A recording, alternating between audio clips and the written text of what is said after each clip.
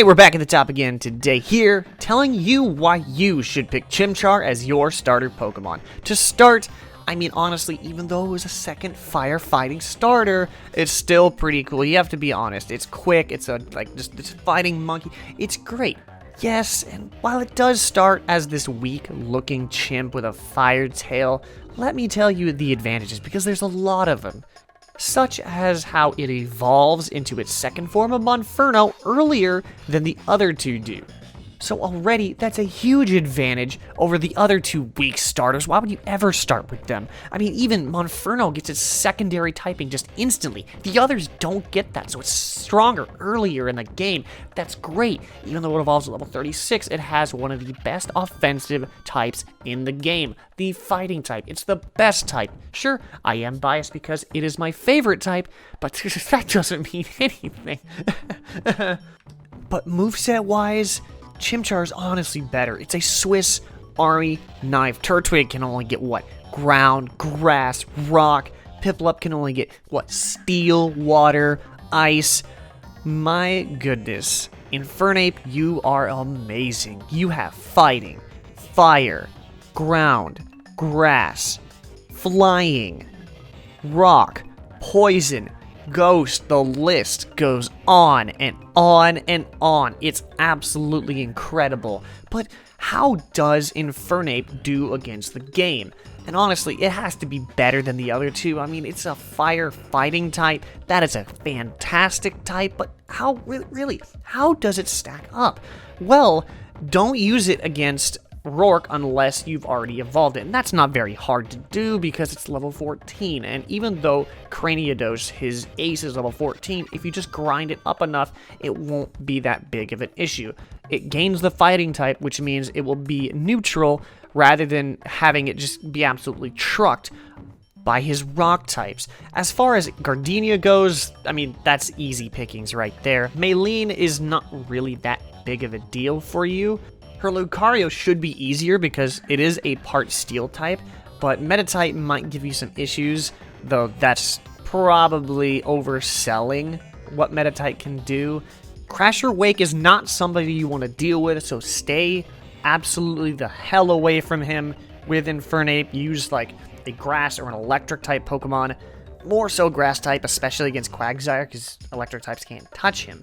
But dealing with Team Galactic, you know, it's really up in the air. As long as you lean into your fire type moves a little bit better to deal with their poison types, you should be good.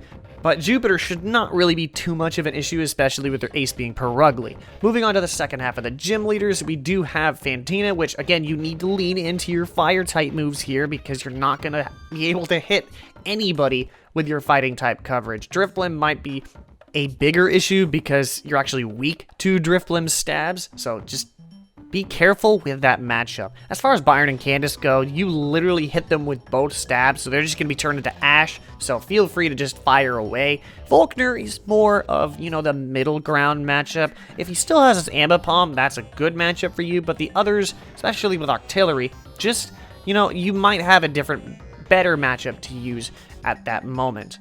But when Barry comes to town, everything turns upside down, at least with Barry, because you only have an issue with Staraptor and his starter Pokemon, which by then, especially mid-game, should be an Empoleon. So it's up to you if you want to stay in, risk it, and go for that fighting type move, which is super effective as Empoleon is a steel type. Those are the only two bad matchups. You deal with Snorlax, great, is Roserade and Heracross, A-OK. Rapidash, of course, is a toss-up on what you want to do, but you probably have a better matchup than that.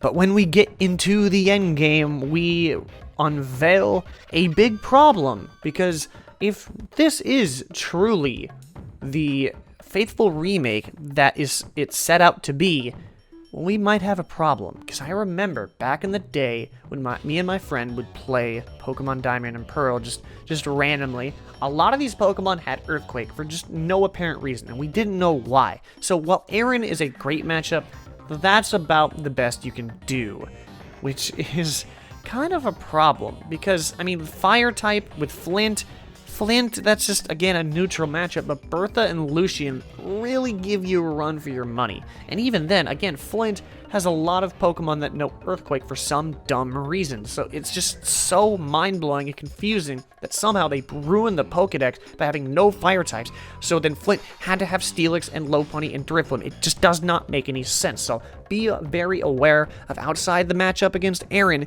you will have a susception to be getting hit with an Earthquake. I don't know why.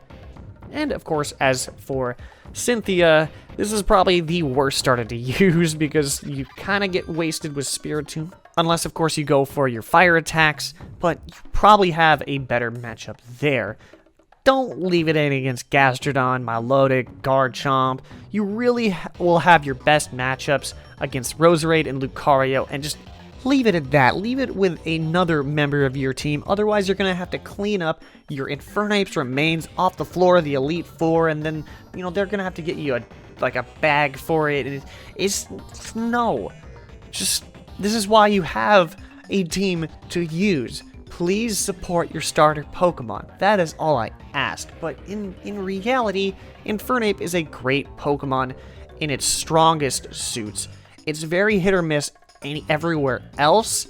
Honestly, out of the three, it needs the most support because its highs are the highest out of all the starters, but its lows are the lowest out of all the starters. Call it a glass cannon. But that will wrap up this rundown of another Sinnoh starter Pokemon. If you did enjoy, don't forget to hit the like button and subscribe to start the climb today. And with that though, I want to thank you for watching. I'll catch you back at the top later on because you know that's how we do it.